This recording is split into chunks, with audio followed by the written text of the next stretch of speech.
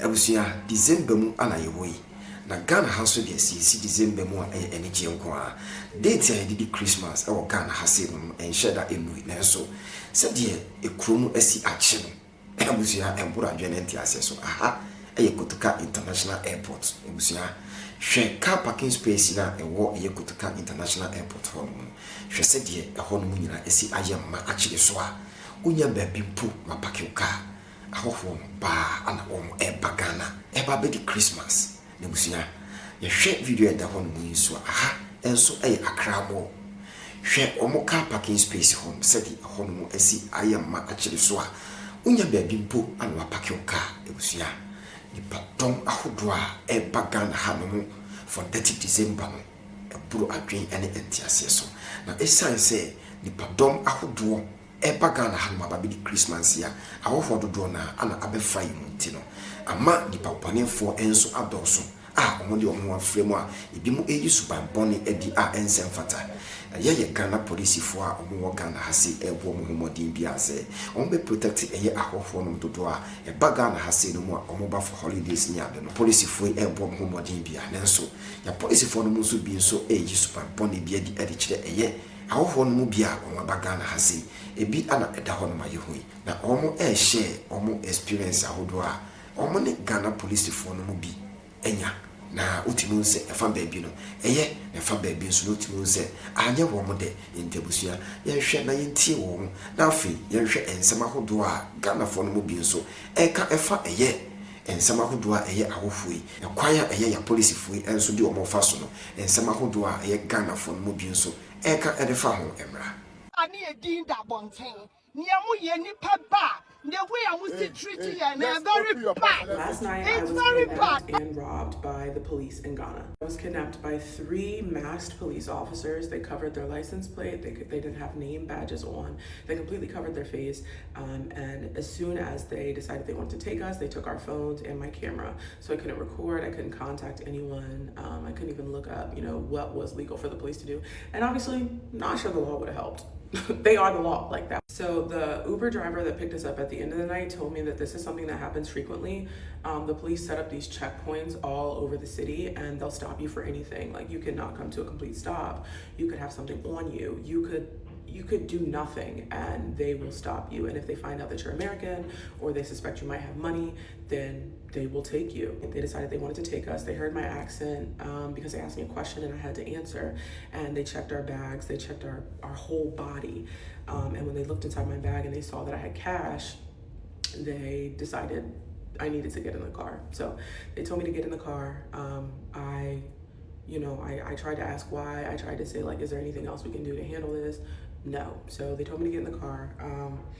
And they got mad anytime I tried to ask a question. So I realized, like, I cannot fight back right now. I have to simply, like, do what they say. So there was a friend of a friend that I knew in Ghana, and we had just went out to eat. So we're in the car together. They actually cuffed him because he's from Ghana, but they didn't cuff me. They just sat me in the car and they drove us around.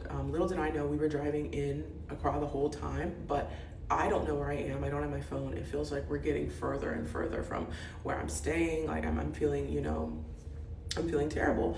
One of the cops is in the back seat and he has his arm around me the entire time. They were screaming at us most of the time, and then sometimes they would decide to be nice. Like it was definitely like a good cop, bad cop type of situation. They told me I would not go back home to America. They would arrest me and those charges would not let me board my flight. They told my friend he was gonna go to jail. And the threats kept escalating. At one point, they even made me read a Bible verse and explain to them why that meant we should pay them before they take us to the station.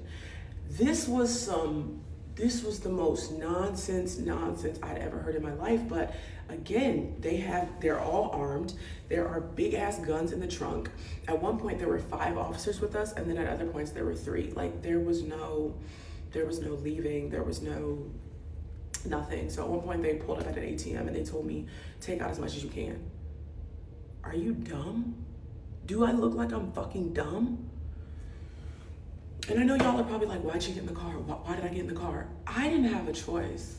You try resisting five fat ass, armed, stinky ass, and let's get into the smell because the car stank. So at the ATM, I told them like that, like obviously they couldn't go with me into the ATM. I went to tell the bank people that I like was not good, but they still had my phone and my camera and the person that I was with. So I took some money out. I took out like $150 US dollars, and I went back to the car. I gave it to them. I'm thinking it's over then. No, of course it's not over. They're still trying to extort more money out of the other guy.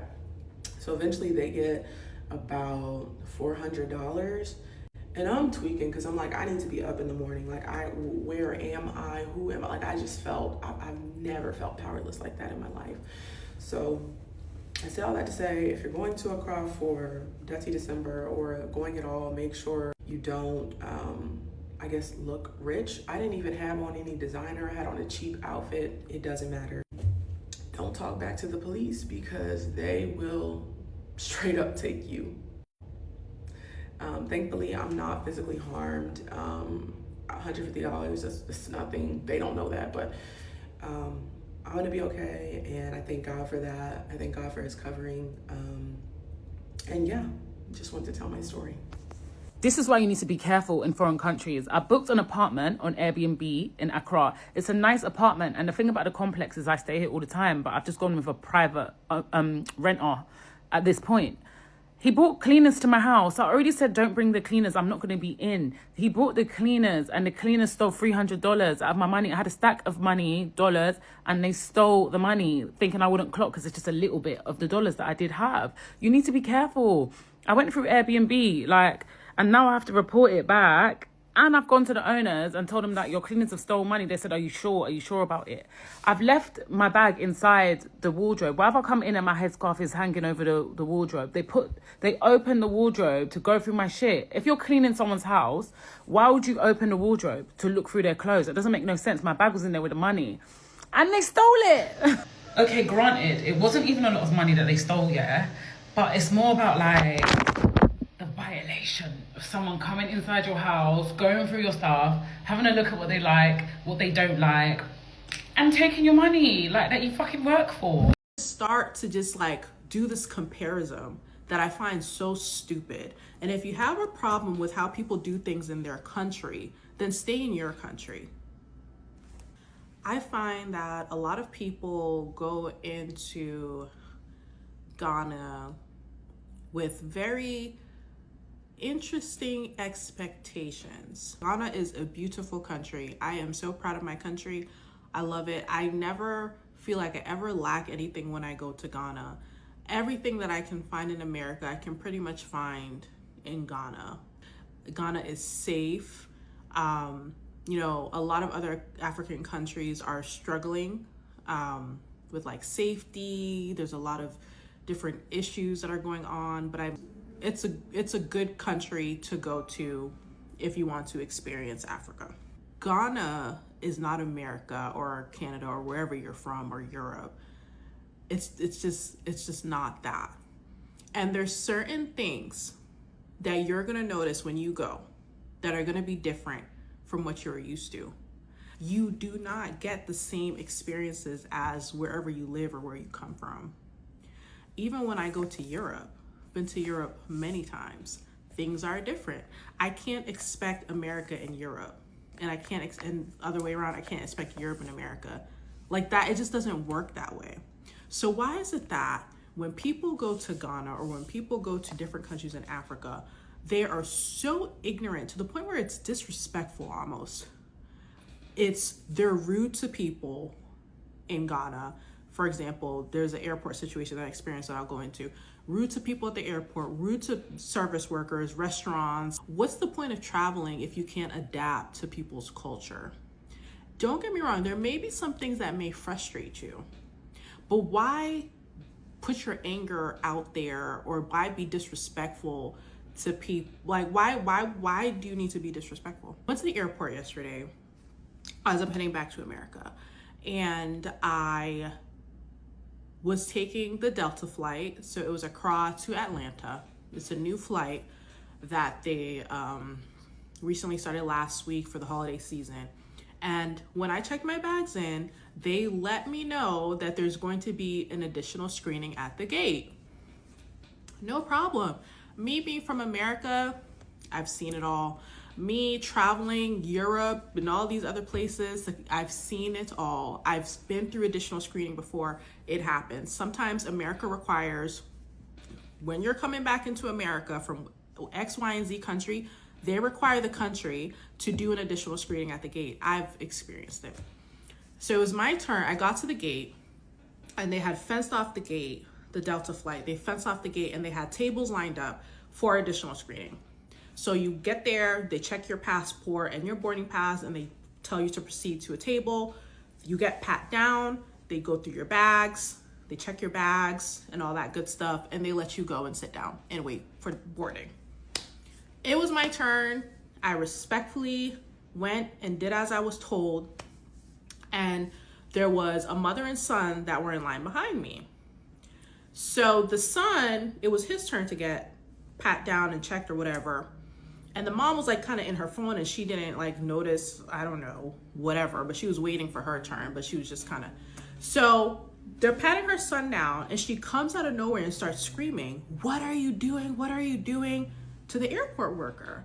And I was just like, okay, this is a lot. And even if you're confused, why are you being rude and disrespectful? Why are you yelling at the airport staff? What are you doing? Why? And they try to explain to her, like, this is a requirement for you to get onto this flight. This is required by the United States of America. What are you talking about? This, I didn't have to do this when I was coming to Ghana. I was just like, this has got to be a freaking joke. And that's the ignorance I'm talking about. I didn't have to do this when I came to Ghana. I didn't have to do this here, or we don't do this here. We don't do things like that. We don't do this like that. If you don't know something, or if you're confused, ask. It's so funny because when the lady was explaining to her that this is an American requirement, this is a TSA requirement for you to get onto this plane, to the lady, the gate attendant actually came on the mic at that moment and said, this is a requirement, the United States requirement. And, it was literally, when you're at the gate, they make announcements. That announcement was going on while she was arguing with the lady. And I'm just like, serves you right. Because what she thought they were doing to her son, but like, what's the rudeness for? And just start to just like do this comparison that I find so stupid. And if you have a problem with how people do things in their country, then stay in your country.